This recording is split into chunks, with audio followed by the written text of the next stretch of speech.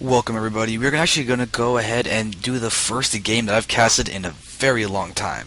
I just got back to college and I've been actually vacation and various other stressful things for the last couple of weeks. So I have a couple hours free at the moment, so I'm going to use this to cast some games, and it is going to be quite interesting. I actually found a couple series of replays that I actually think are from a tournament, but I don't know what they're from.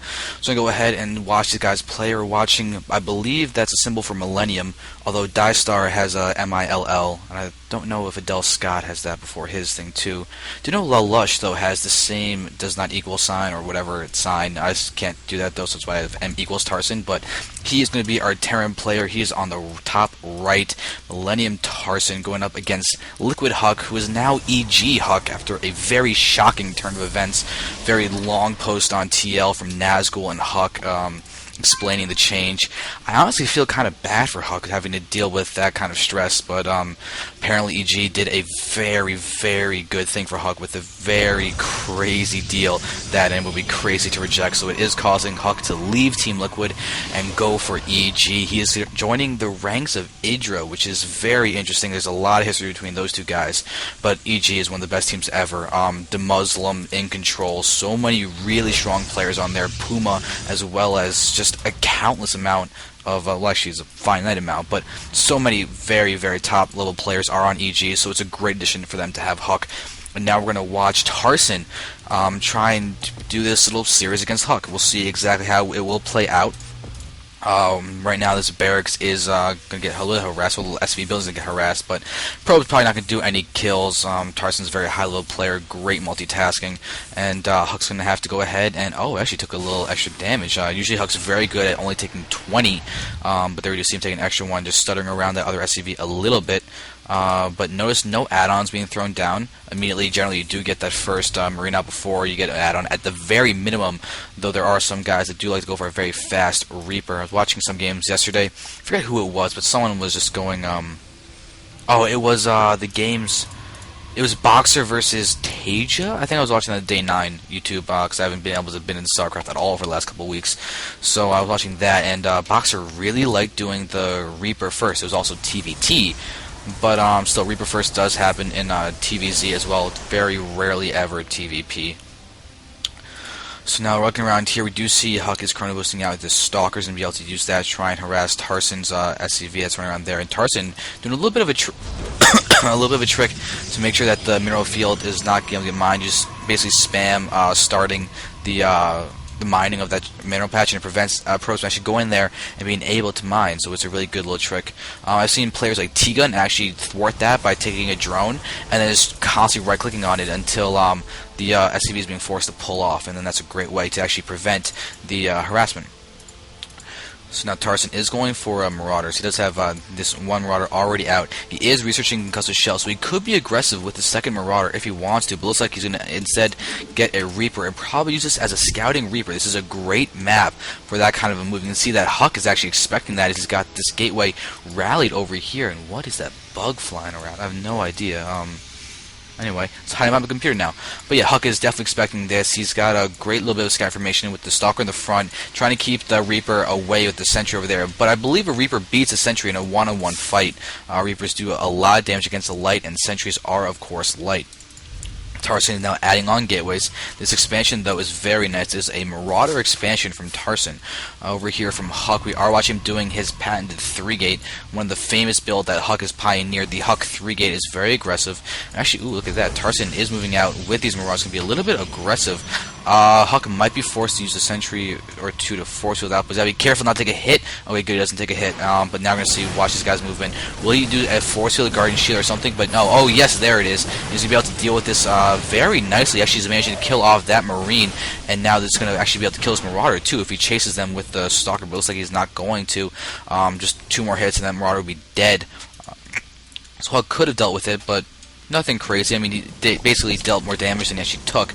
You can see that units lost tab is in favor of HuK by a little bit, just in terms of resources, but 3 have been killed. I wish I actually kept track of that. Probably 1 or 2 of those was, actually probably, maybe all of them were probes. Look at the workers killed. Yeah, 3 probes have been killed by Tarson, so that is, exactly what that was. So Tarson's now getting orbital command. HuK did just throw down his Nexus, so we are seeing expansion out of HuK. 3-gate expand it is. He can be very aggressive. And oh, the Reaper's right here. Does HuK see? Yeah, HuK sees it, but Reapers do move very quickly, so he will be able to escape. And to be forced to be used defensively. Look at that. Well, Tarson, though, has got a turret just in case of DTs. Very, very nice.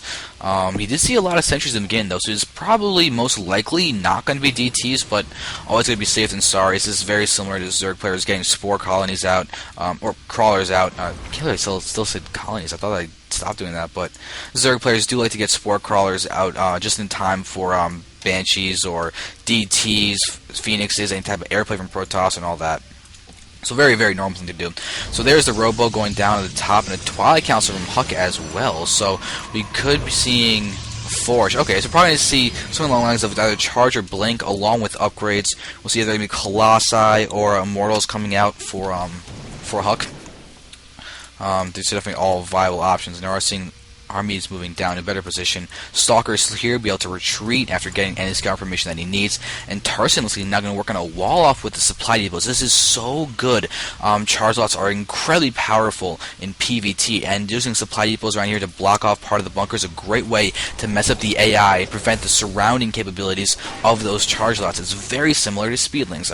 By the way, if you haven't noticed, I like making analogies. Which is exactly what I do a lot. Alright, so you see Tarson doesn't get an even count of SCVs in each of this expansion. You can see there's a little bit more at the main base now. He's been rallying little amounts of SCVs at a time. HuK's scouting is really good right now, considering the fact that he's got both those watchtowers. You can see anything as they move out. This SCV will probably die, as it's most likely making a beeline for this watchtower. We can see it turning around, and never mind, but HuK sees it, he's going to kill it. Very good awareness from HuK. He's bringing both of his stalkers to do that. Wow, he really wants to make sure that nothing happens there. But Observer is out. First Observer is going to be able to move in. You can see he hasn't scouted anything from the main base for a while. He has seen the natural expansion has been up because of the bunker.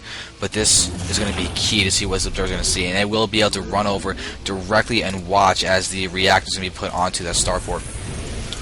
There's a supply depot giving more vision for Tarson and allow him to be able to see anything as he tries to move in flying-wise, except unless it's Observer. But there is a stim. It's going to scan. There's a scan. That Observer will go away.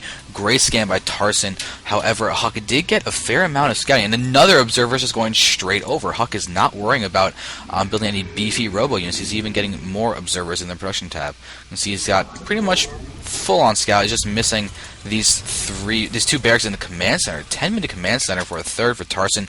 Really wants to get the economy up. He's going for... I'm surprised he hasn't gone for a drop quite yet. Probably going to use these medevacs for the drop. Generally, when you do this mass expand, you want to try and contain your opponent. But it might be a frontal assault. By the contain, I mean doing drops, keeping Protoss inside the base while you try and get your economy up, because your army is going to be a little bit weaker than you would really want. You can see that right now, though, HuK is really shirking on his army right now. You can see as trying to get out more workers, but we're counting surprisingly even. And Tarson has got a fair lead count in the food by about 18. I'll let you know just about 20, although more guys are being produced, and so that's changing the count. But this Observer from HuK is over here. He's really keeping an eye out for drops with these guys in the spots they are. He's spotting the battlefield and everything. Now down here, HuK has actually got a weird proxy pylon. He's going to kill off the scout formation. Maybe trying to make Tarson think that there is a third base from HuK down here in the bottom left. But right now Tarson's regrouping with a fair amount of units. He does have the +1 attack. His +1 armor is about to complete. HuK has the +1 armor and charge upgraded. He's going to be able to move in. Good force fields, but the problem is that his charge... Okay, they're making it away all the way around. More guys are coming in, but the problem is there's just too much from Tarson. His +1/+1 is really helping him out. HuK is trying to move in with more units, but doesn't have that much. Force fields are going to save him in this little instance, and there are more charge lots coming down. Tarson's being forced to retreat. Lift these guys up over the medevacs. Lift it with the medevacs over the force fields, and now retreat. HuK barely defending. These guys are on very small armies, just both focusing on economy to a very large degree. We can see HuK has got a lot of current boosts in that natural expansion Nexus, but this Templar Archives, you could be seeing Archons and Templars, and there is the third base from HuK going down.